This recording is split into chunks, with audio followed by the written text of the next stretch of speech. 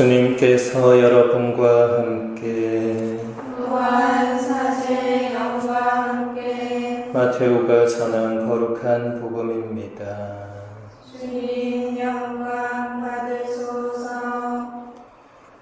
그때에 예수님께서 제자들에게 이런 비유를 들어 말씀하셨다.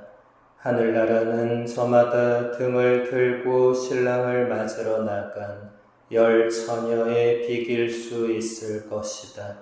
그 가운데 5은 어리석고 5은 슬기로웠다. 어리석은 처녀들은 등은 가지고 있었지만 기름은 가지고 있지 않았다. 그러나 슬기로운 처녀들은 등과 함께 기름도 그릇에 담아 가지고 있었다. 신랑이 늦어지자 처녀들은 모두 졸다가 잠이 들었다. 그런데 한밤중에 외치는 소리가 났다. 신랑이 온다. 신랑을 맞으러 나가라. 그러자 처녀들이 모두 일어나 저마다 등을 챙기는데 어리석은 처녀들이 슬기로운 처녀들에게 우리 등이 꺼져 가니 너희 기름을 나누어 다오 하고 청하였다. 그러나 슬기로운 처녀들은 안 된다. 우리도 너희도 모자랄 터이니 차라리 상인들에게 가서 사라 하고 대답하였다. 그들이 기름을 사러 간 사이에 신랑이 왔다. 준비하고 있던 처녀들은 신랑과 함께 혼인잔치에 들어가고 문은 닫혔다. 나중에 나머지 처녀들이 와서 주인님, 주인님, 문을 열어주십시오 하고 청하였지만 그는 내가 진실로 너희에게 말한다. 나는 너희를 알지 못한다 하고 대답하였다. 그러니 깨어 있어라. 너희가 그 날과 그 시간을 모르기 때문이다. 주님의 말씀입니다. 그리스도님 참여합니다. 참 예수님, 참 예수님 수녀님들 좋은 아침입니다. 좋은 아침입니다. 비 오는 아침이에요. 오늘 아우구스티노 성인 주기를 맞이해서 제가 로마에서 다닌 학교가 아우구스티노 성인의 학교니까 미사 때 할 말이 많겠다 이렇게 생각하다가 아침부터 말 많이 하면 누가 좋아하겠나 또 그런 생각도 들고 제가 로마 가기 전까지만 해도 이 성인은 저와 아무런 상관이 없는 분이셨거든요. 아마 우리 수녀님들도 그럴 거예요.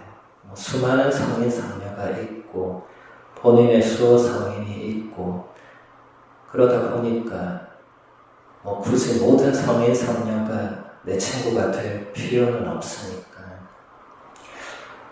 저도 사실 로마 가기 전까지 이분과 전혀 친분이 없었는데 그냥 책이나 좀 읽어보고 그랬는데 로마 가서 이제 이분의 이름으로 된 학교 또 수도에 또 신기하게도 지금 교황님이 그 수도의 회원이고 총장 출신이시잖아요.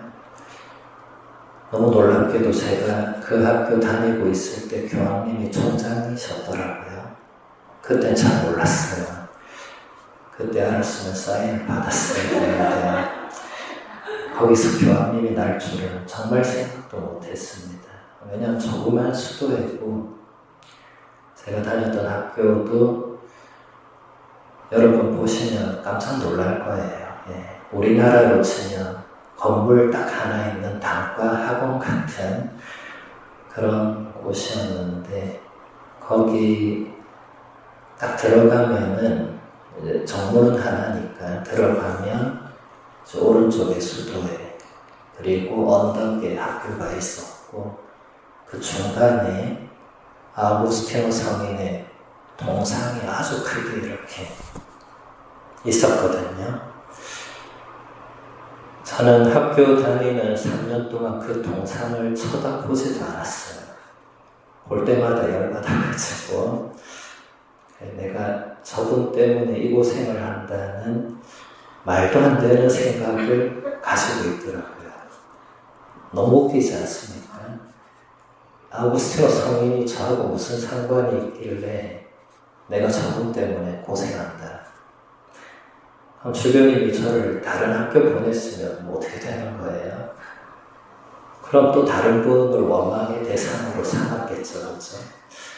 제가 그렇게 어리석게 살았던 기억이 있습니다. 지금 생각해보면 참 그냥 모든 것이 부족하고 미숙했던 것 같아요. 네. 그런데 제가 그게 변하게 된 계기가 있었는데 어떤 수녀님이 하루는 이제 학교를 가는데 제 앞에 어떤 수녀님이 이렇게 가시더라고요. 뭐 저희 학교는 뭐 일반인들이 뭐 얼마든지 도서관도 이용하고 뭐 그럴 수 있으니까. 근데 그 수녀님이 그 동상 앞에 가더니 딱 이렇게 서시는 거 저는 쳐다도 안 보고 맨날 지나가는데 그 수녀님은 거기 딱 서시더니 이제 손을 그 동상에 이렇게 딱 이렇게 대시고 기도를 하시더라고요. 정말 기도를 하시는 걸 제가 뒤에서 이렇게 보고 그때부터 제가 뭔가를 느낀 거예요. 저렇게 기도하는 수녀님도 계시는데 나는 왜 이 동상을 쳐다도 안 보고 지나가나 이런 생각이 이제 든 거죠. 그리고 그때 깨달은 거죠. 내가 힘든 거하고 저분하고 아무 상관도 없는데 내가 왜 저분을 싫어하나, 왜 멀리하나. 그때 이후로 저도 뭐 손은 얹지는 않았지만은 적어도 그냥 지나가지는 말아야 돼. 그 성인이잖아요, 성인.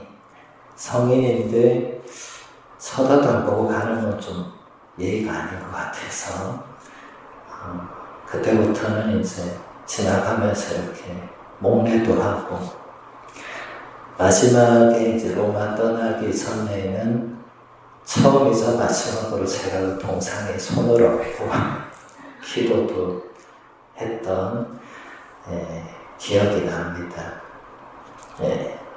기억은 이 정도로 하고 이제 아우구스티노 성인에 대해서 같이 보도록 하겠습니다. 오늘 우리가 기념하는 아우구스티노 성인은 플라톤 학파 철학자들이 추구하고 가르친 것처럼 분명하고 명확한 인식과 절대자와의 신비적인 일치를 추구했고 육체와 물질을 악한 것으로 경시했던 마니교 이단의 어둡고 부정적인 비관주의를 10년 가까이 몸담고 추구하기도 했지만 마침내 은총으로 충만한 하느님에 대한 복음을 믿고 받아들인 특별한 성인입니다. 성인은 354년 11월 13일 북아프리카의 타가스테에서 태어났습니다. 어제 우리가 기념했던 모니카 성녀가 어머니시고 이 성녀는 아우구스티노 성인에게 많은 영향을 주었습니다. 성인은 376년에 카르타고에서 수사학 교사가 됩니다. 이 시기에 성인에게 아주 큰 두 가지 중요한 엄청난 사건이 발생합니다.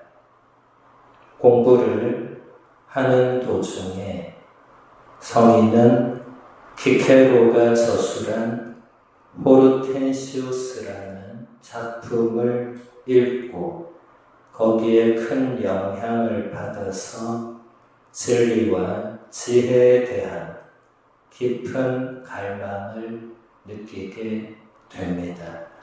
첫 번째 회심이라고 할 수 있죠. 그리고 얼마 지나지 않아서 아우구스티노는 마니교라는 이단에 깊이 빠져듭니다.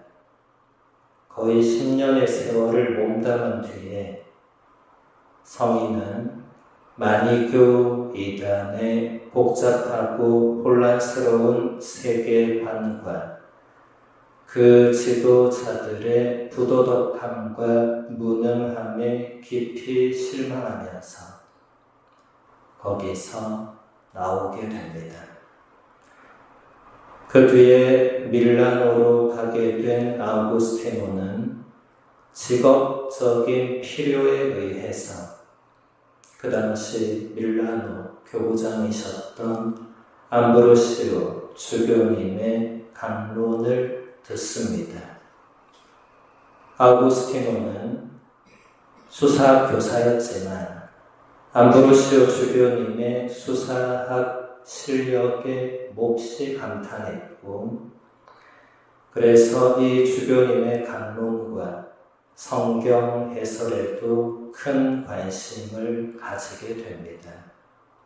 그렇게 해서 387년 파스카 성냥 미사 중에 암브로시오 주교님으로부터 세례성사를 받게 됩니다. 두 번째 회심이 되겠죠. 세례를 받고 나서 아우구스티노는 아프리카의 고향에서 뜻을 같이 하는 동료들을 모아서 수도 공동체 생활을 하려고 했습니다. 지혜와 덕을 추구하는 이상적인 수덕 생활을 하고 싶었기에 아우구스티노는 세속의 번잡함과 교회 직무로부터 피하려고 했습니다. 그렇지만 아우구스티노는 히포에서 391년의 사제품을 받아야 했고 4년 뒤에는 주교품을 받아야 했습니다. 이때부터 430년에 하느님 품으로 떠날 때까지 히포는 성인의 주요 활동 무대가 됩니다.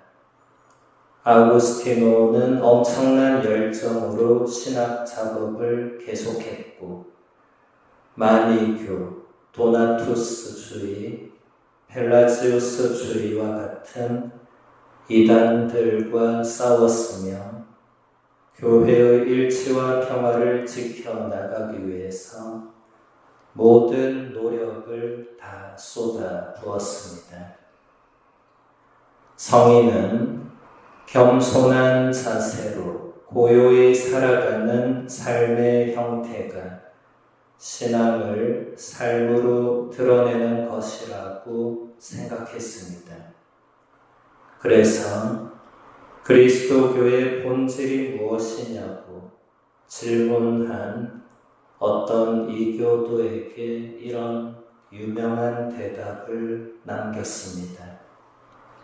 만일 그대가 나에게 그리스도교의 본질이 어디에 있는지 묻는다면 저는 겸손 안에 있다고 대답할 것입니다. 만일 그대가 나에게 다시 한번 묻는다 하더라도 저는 여전히 겸손 안에 있다고 대답할 것입니다. 그대가 똑같은 질문을 계속 반복한다고 하더라도 저 또한 계속해서 겸손이라는 대답을 할 것입니다. 아우구스티노 성인은 하느님의 한없는 영광과 위대하심이 겸손 안에서 자신에게 와닿는 것을 깨닫게 된 그 순간에 그리스도인이 되었다고 고백합니다. 성인은 자신이 겸손 안에 깊이 빠져들면 들수록 하느님의 위대한 뜻 앞에 무릎을 꿇고 겸손하게 고개를 숙일 수밖에 없다는 것을 알게 되었습니다. 성인에게 있어서 하느님은 인간이 결코 완전히 다 파악할 수 없는 분이시고 인간이 구원될 만한 일을 스스로 하지 않음에도 불구하고 은총으로 인간을 구원하기를 원하시는 분이었습니다. 아우구스티노 성인은 이렇게 말했습니다. 죽어가는 인간의 삶은 매우 힘들고 비참합니다. 이 세상에 태어나는 것 자체가 힘들고 고달픈 삶을 지고 가는 것입니다. 아기가 태어날 때 소리를 내며 우는 것은 자신이 앞으로 지고 가야 할 무거운 짐에 대한 표시입니다. 이러한 고달픈 인생살이를 해야 하는 것은 그 누구도 면제될 수 없습니다. 아담이 우리에게 넘겨준 잔을 우리는 마셔야만 합니다. 우리는 진리의 손에 의해 만들어졌지만 죄의 결과로 허영에 빠져 있습니다. 우리는 하느님의 모상에 따라 만들어졌지만 죄를 지음으로써 이 모상을 손상시켰습니다. 오늘 미사 중에 우리 모두가 죄를 지어 손상시킨 우리 안에 하느님의 모상을 주님께서 다시 회복시켜 주실 수 있는 은총을 청하도록 합시다.